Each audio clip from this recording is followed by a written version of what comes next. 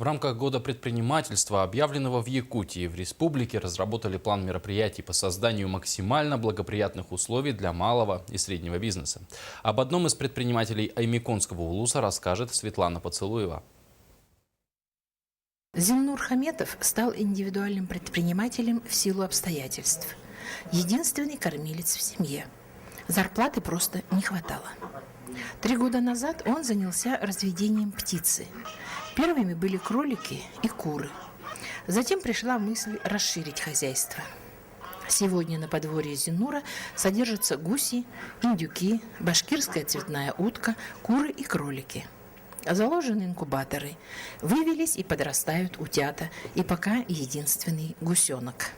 Селян очень радует, и мы, допустим, ежегодно проводимой ярмарки, которая проводится в центре Аймеконского района в Уснере, Зиннур Хаметов поставляет все время свою продукцию, то есть мясо, кур, индюков и гусей и так далее. Но он тоже поддерживает.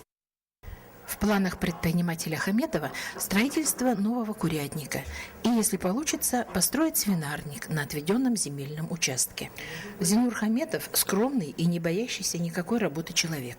Расширяя производство, он надеется также на поддержку со стороны администрации Наслега и Улуса.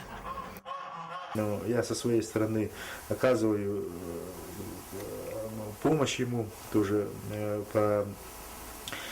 чтобы он участвовал в грантах, далее помогаю ему по другим работам, которые он проводит у нас в селе. Допустим, его одна хорошая очень была совместная у нас работа, это ремонт клуба нашего. Да, и люди очень довольны, что этот клуб так красиво смотрится, и наружная отделка, и теплее стало.